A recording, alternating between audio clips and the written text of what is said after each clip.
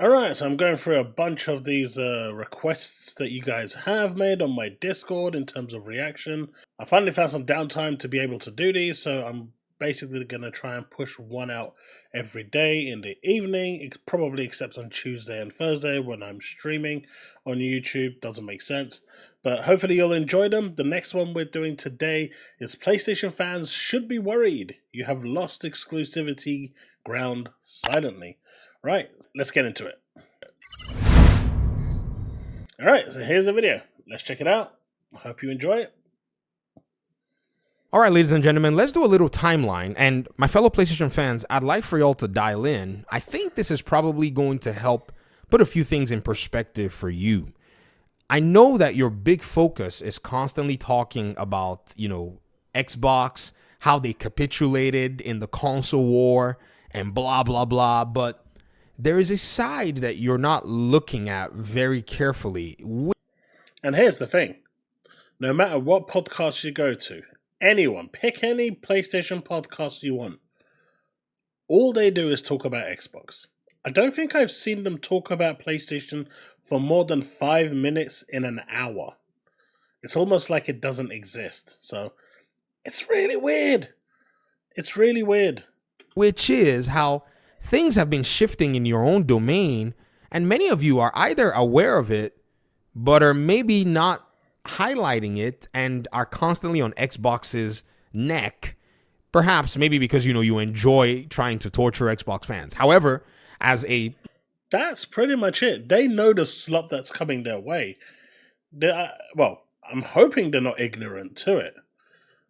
But at the end of the day, it's literally just their community wants to see the Xbox hate, so they are going to go with that, and they will deal with any fallout from the Sony department as and when it happens. They don't even care about the Sony games or the Sony, news. All they want to do is Xbox bad, and that is pretty much 99% of every single PlayStation podcast.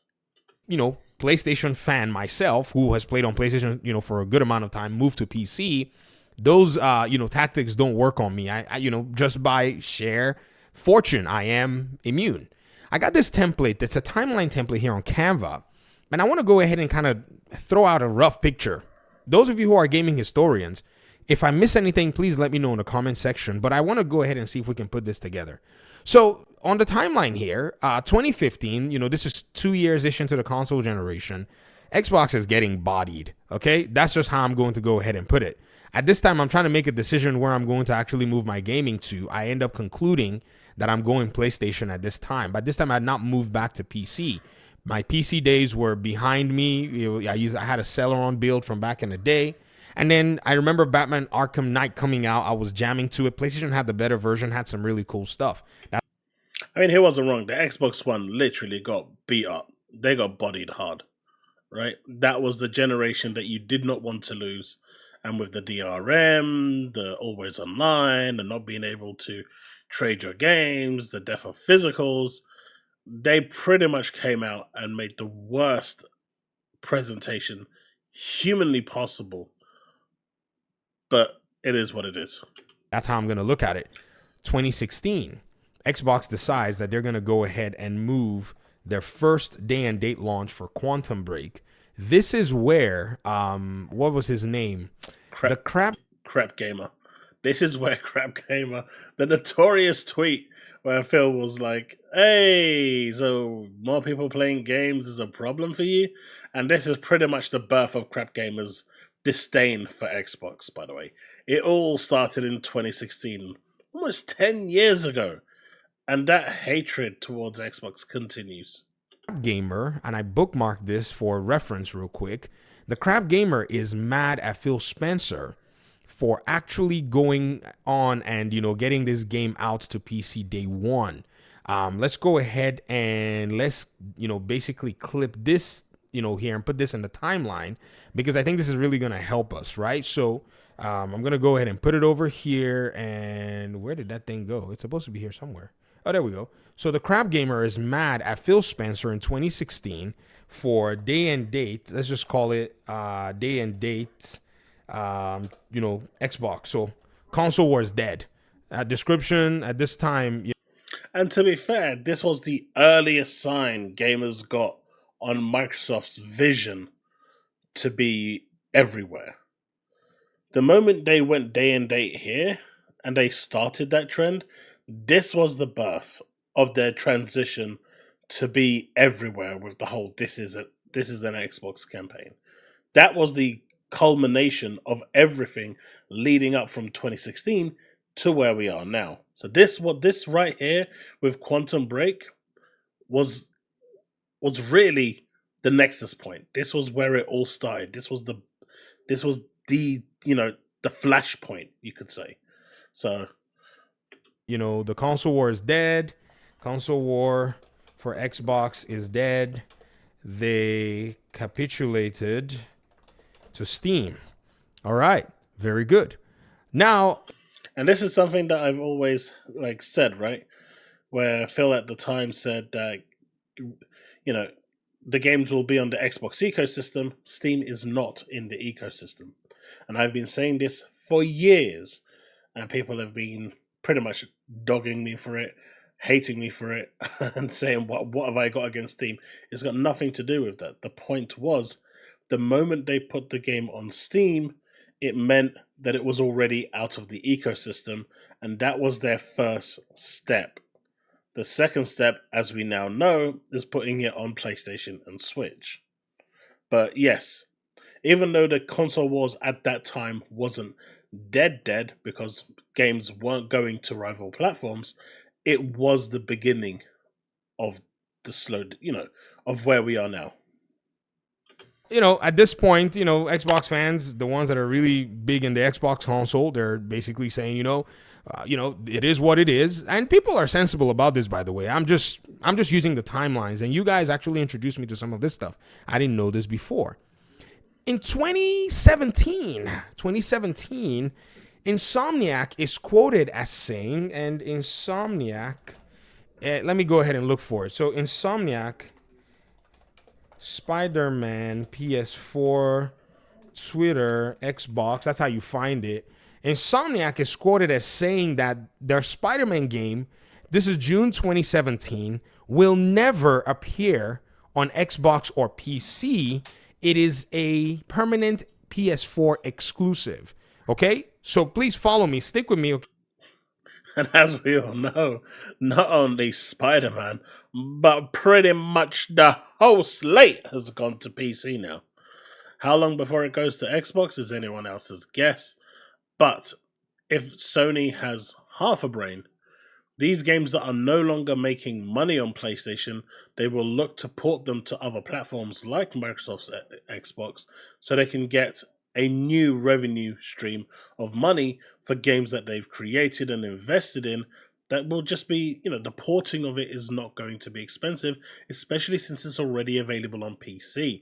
They can just port the PC version to Xbox, optimize it ever so slightly to work on the hardware, and it's pretty much just free money at this point. So at this point, that's what I would do if I was Sony.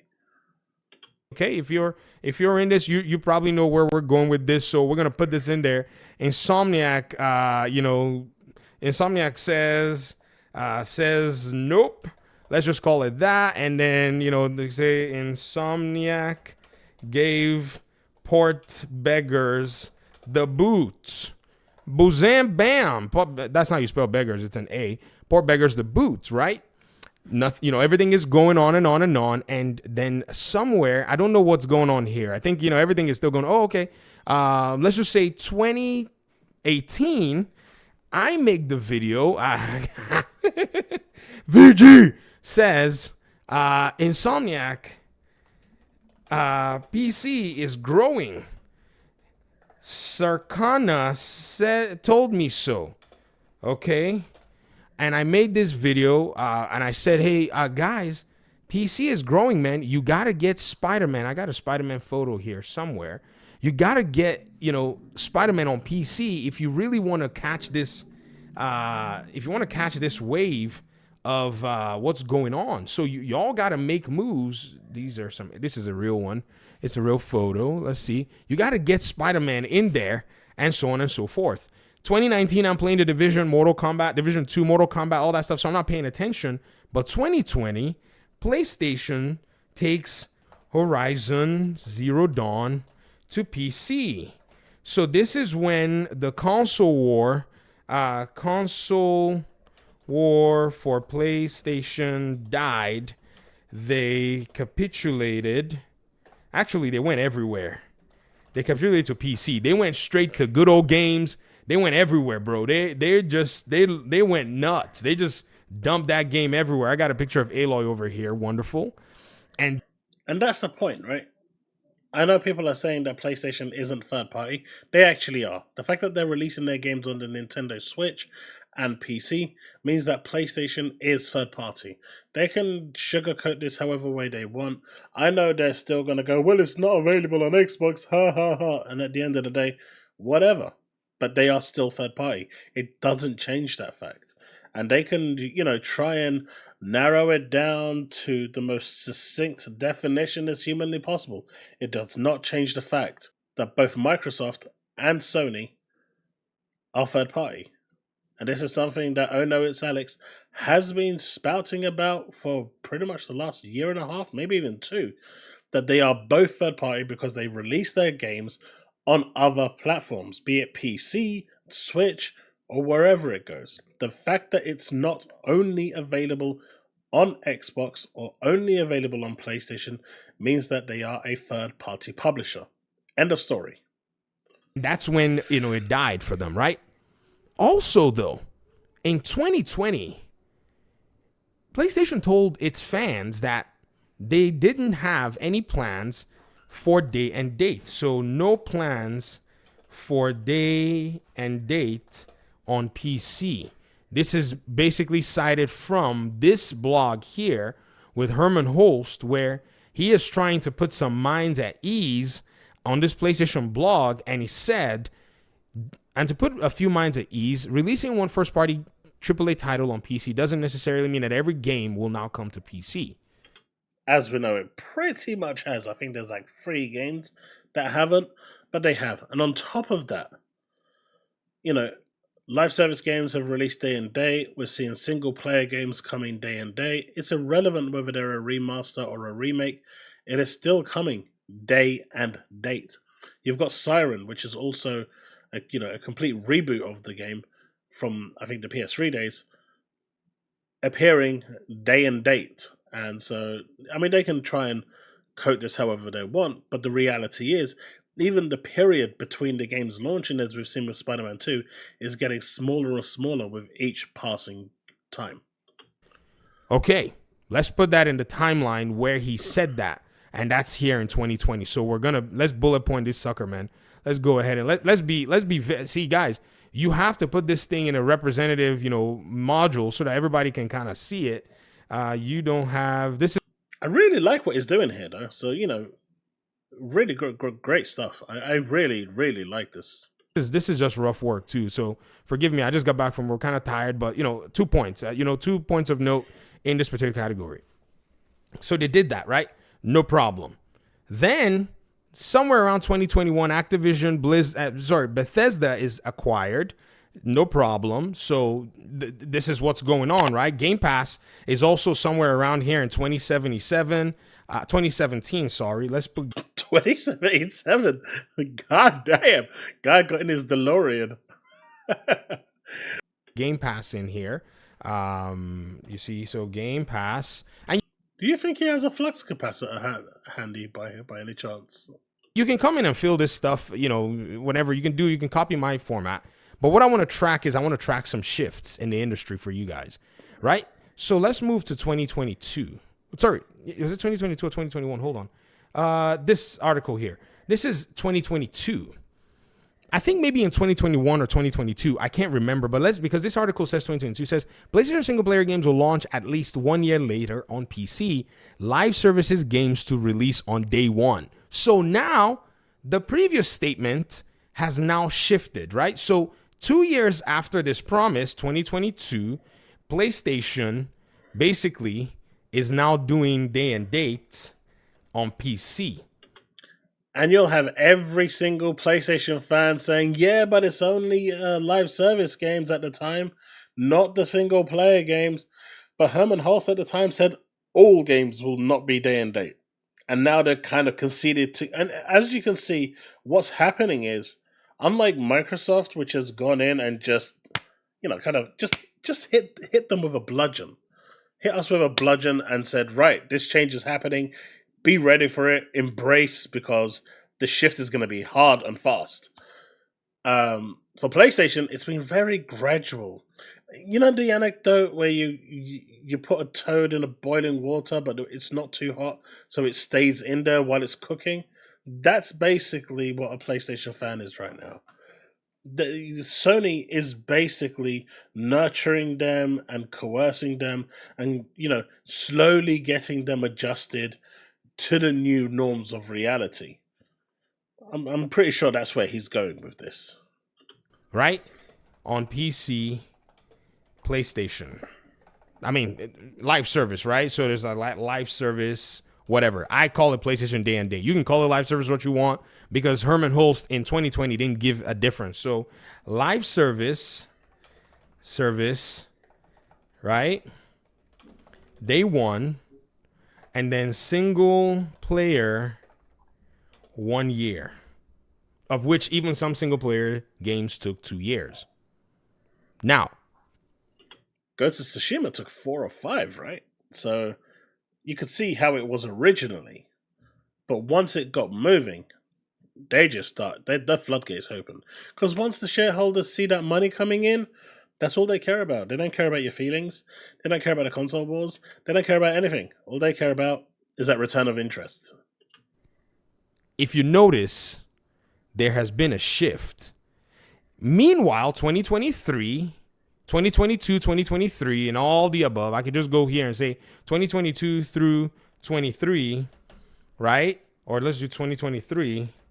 This is also when, what's their name? Xbox brings Hi-Fi Rush, in parentheses, only 4 games to PlayStation. Right?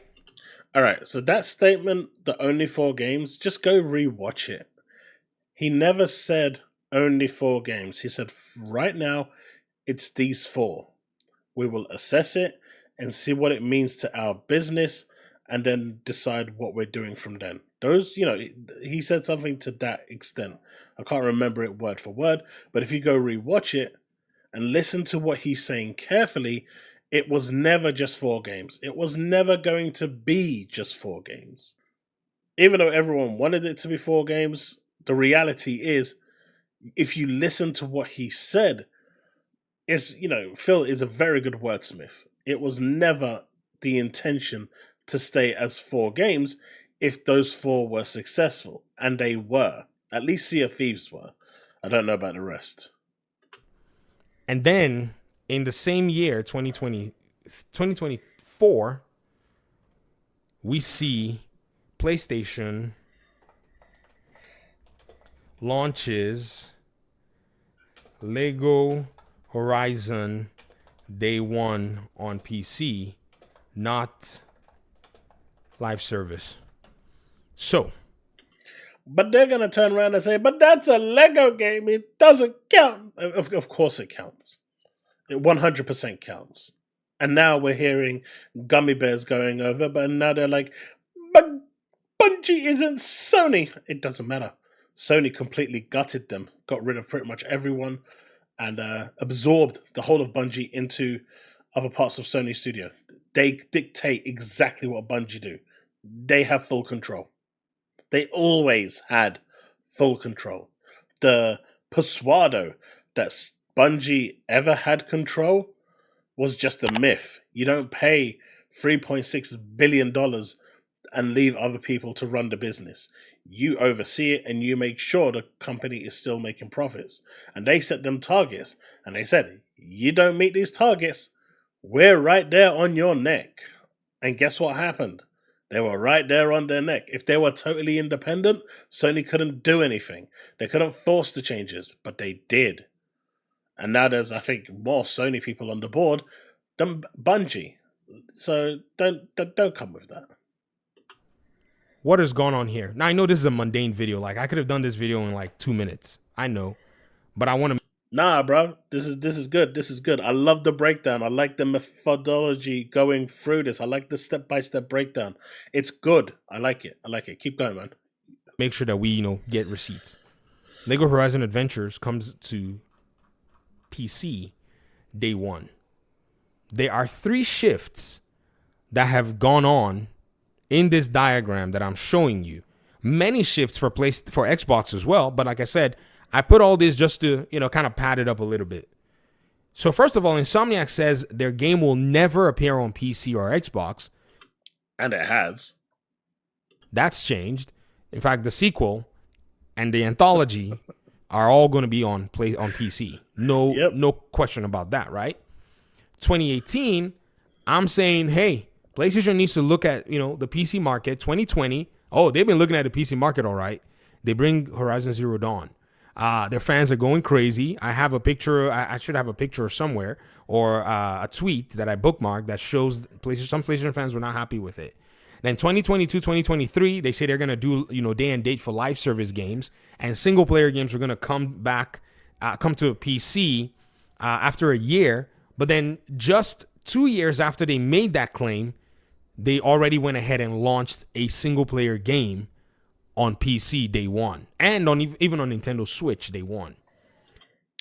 I mean, they did that with the remasters and the remakes as well, and in my opinion, they count because they are single player games. It doesn't matter if they're, re-releasing them. That's irrelevant.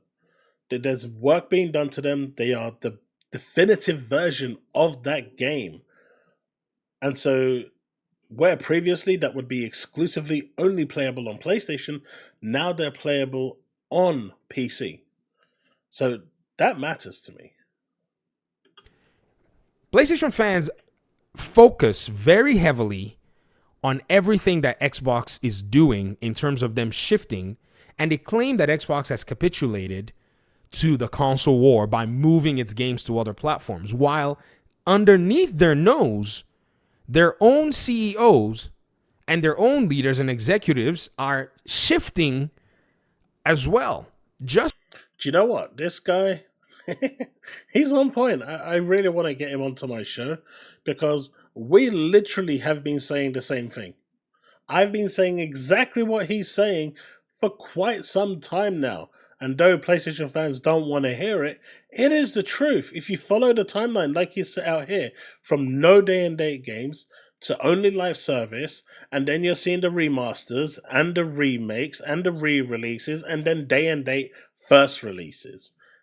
You can see the pattern going along. The difference here is that Microsoft came in with a bludgeon and made sure, didn't give anyone time to really adjust to the notion.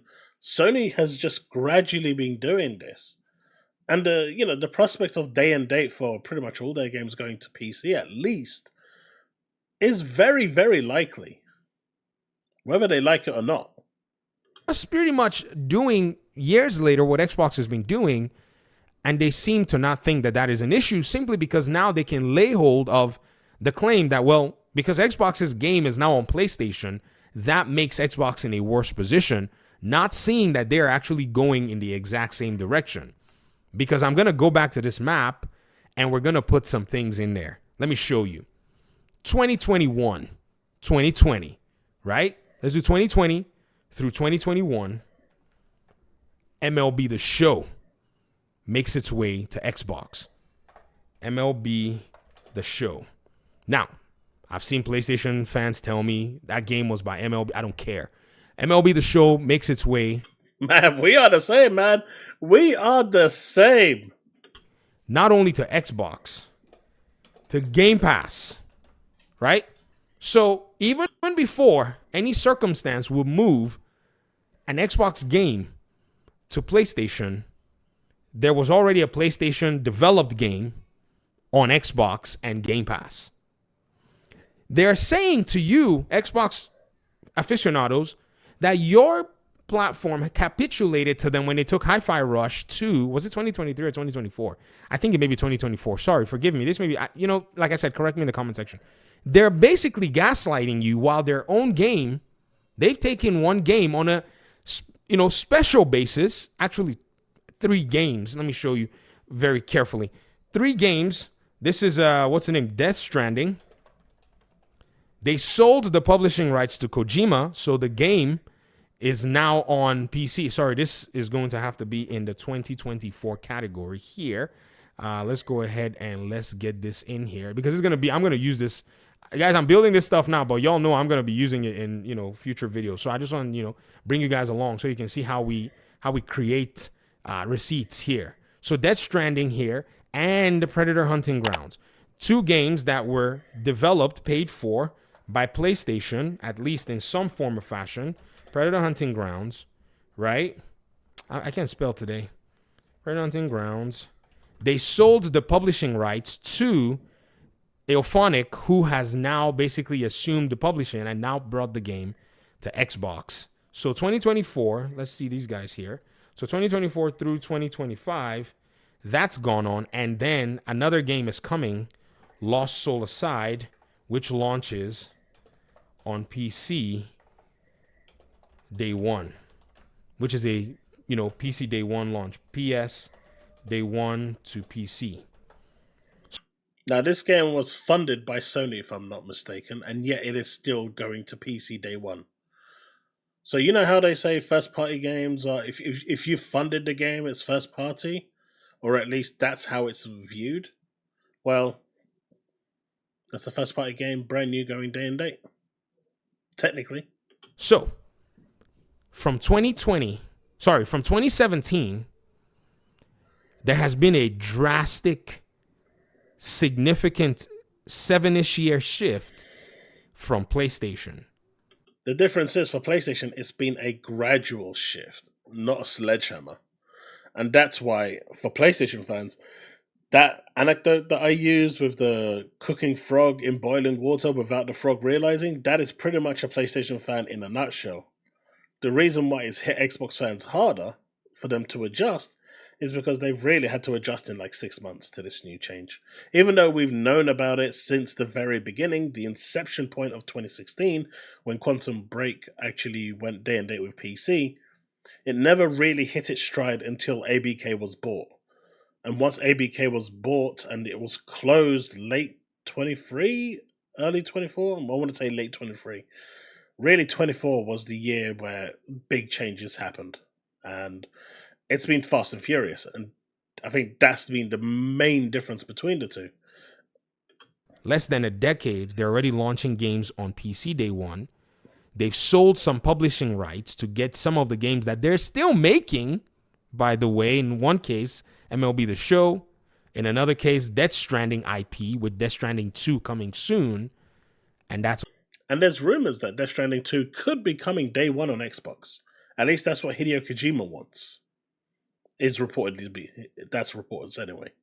Already gone to Xbox. While they sit here and gaslight you that Indiana Jones is still coming to Xbox next month. They mean PlayStation, I assume. But yeah, I've done that, 100%ed it. I'm waiting for the DLC now.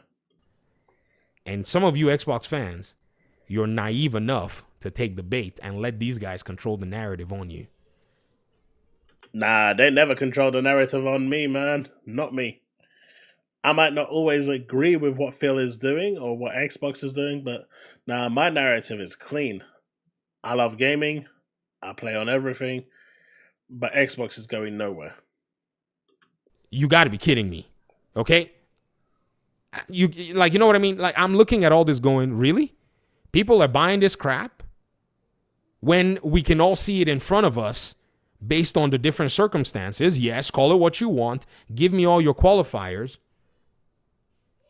And then let me know how it is that you feel about it.